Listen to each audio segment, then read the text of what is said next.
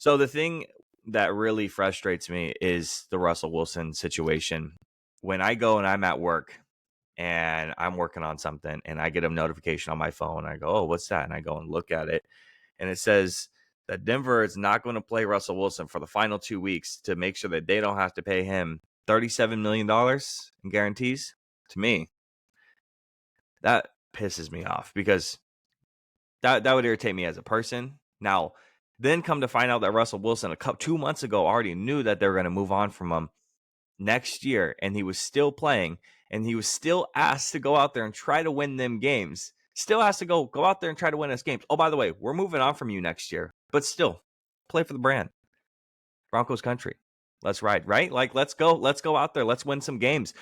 We're moving on from you, though. Just kind of letting you know. You know, that's like my company coming to me, be like, "Hey, I need you to wire up this entire building. Okay, next 2 months, wire up the entire building. Do the best job you've ever done. By the way, we're gonna go ahead and fire you after this, though." No, I'm not going out there and wiring up that goddamn building. I'm not even going to step foot in that building. Why would I even want to work for that company at that point? And for Russell Wilson, that's a class act move to actually go in there and actually not say a peep, not say a word, because we didn't hear really much of anything. I only saw one post 2 months ago about this. Shout out to NFL Preem, because they always have like the most craziest breaking news stuff that doesn't happen until like 2 months later. I don't know how he got that one, but there's only one post I saw on this that actually predicted it. So to me, it's frustrating. If I was Russell Wilson, I'd be pissed off. Now, on the Broncos side of things, again, they're clearly bowing out and they're clearly trying to save some money for next year. I don't know what's going to, I mean, the trade is a loss, right? You lose Drew Lock, Shelby Harris. I forget the other player that was also Noah Fant. No, yep, exactly. And then a bunch of first round picks and picks on top of that. Clearly a loss, cutting ties. I think this is more Sean Payton's idea. He wants to start fresh and he wants to start with a new quarterback that's going to fit into his system. I don't know if they're going to try to make a move to get into the first, or maybe they're hoping that Michael Penix or Quinn Ewers is going to kind of fall into the second. I don't know what they're planning on doing or what their expectations are. Maybe they're going after Kirk Cousins. Maybe they're the ones that are going to go after that. But with them going to kind of take a cap hit a little bit for Russell, I don't see Kirk taking a big pay cut to go to Denver. That's not something I would do. I would much rather take the Browns starting quarterback job because it's ready to win right now than go to the Broncos. Yeah, and I did want to touch on this to kind of wrap it back to the Browns, because the Browns aren't the organization that's going to take the massive cap hit and cost all the money. The Broncos are. They have a brand new owner. He's got every single dollar in the world in his bank account. I forget how it works. He married into the Walmart family or whatever the case may be, but they got all the money. They can do whatever they want. Right. Moving on from Russell, I was surprised at the report that they were going to bench him because of the $37 million guarantee. And I looked at my buddy. I was like, that means they're not keeping him next year. And then the reporting came out that they're not keeping him next year. And then the report came out that he's known for a couple of weeks that they're not keeping him next year. I do give him credit for not making a stink, although that is kind of his brand and how he's been. And going out there and playing hard and trying to win games when you know you're not going to be on the team next year, it only does well for yourself.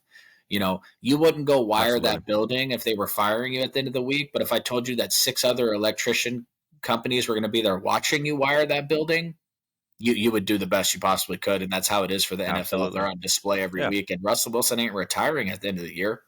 It'll be interesting to see where he goes.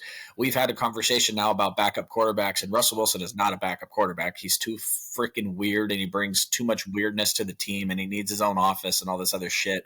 So I don't think he's a backup quarterback in the NFL. But, you know, the Jets probably would have been pretty decent this year if they could have just had Russell Wilson. So it's one of those things. The other thing with the Broncos is I don't believe in their skill players. I mean, I know Steve Smith got that flag for the Jerry Jeudy stuff earlier this year. I don't think he's a good wide receiver. I'm not a super big believer in anything they got going over there. So, but I also credit Sean Payton for going to wherever he needed to go to and saying, you know what, you paid him a lot of money before I was here. Not my problem. He's a trash can. We need him to go. And then it was funny watching like the 1-minute clip they put together of him going over there and screaming at him on the sidelines. And then You know, every time you see Russell on the sideline, he's surrounded by like 4 staffers. I don't know if they're like rubbing his back or painting his toenails or whatever they do over there. But Sean Payton comes over there, starts screaming. The staffers are just like, you see him kind of like bow out of the Slowly frame a slide little out. bit. Like, let's not get yelled at right now. So I give the Right. Broncos all the credit in the world for realizing it's not going to work. Yeah. They honestly, I wouldn't put it past Sean Payton made sure to go get Jarrett Stidham. And I'm not saying that he's restoring them to any type of glory or whatever, but I watched him light up the Niners last year for like 400 yards. The dude's not afraid to throw the football. Of course, that was to Devontae Adams, not Jerry Jeudy. So I don't know. There's a lot of interesting things. I think there could be like 10 head coach openings this offseason. I think there could be like 10 to 15 quarterback openings this offseason. It's going to be an exciting time to hop on this and rap back and forth about what we think is going to happen. I give the Broncos organization, too often in the NFL, things happen because the organizations are cheap and they suck. I give the Broncos organization all the credit in the world. They went out and hired a really, really good head coach, and they're now listening to that head coach. If you're going to pay him the money, you have to listen to him. If you give him all that money, he Absolutely. says, hey, Russell Wilson's not the guy. And then you say, hey, you know what? We paid him too much money. You're stuck with it. You're stupid. You're stupid. And they weren't Yep. stupid. So I give the Broncos organization credit for being smart, not stupid. Yeah, and then let's not overshadow the fact that Russ actually has played pretty well this year.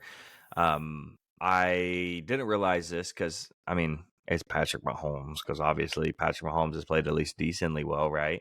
Russell Wilson has more yards, has more touchdowns, and I think he has about the same amount of interceptions as Patrick Mahomes, in that ballpark range. So he's played just as well as Russ. I mean, just as well as Patrick Mahomes now, with both of them having very limited weapons around them. So you got to credit Russell for actually doing what he does. And a big part of that is, you could say, oh, well, Sean Payton and his coaching, or well, he also had Nathaniel Hackett last year calling the plays, and he's the offensive coordinator over at the Jets now. And that's obviously worked out real well. All of Aaron Rodgers' baggage has worked out just so fantastic, hasn't it?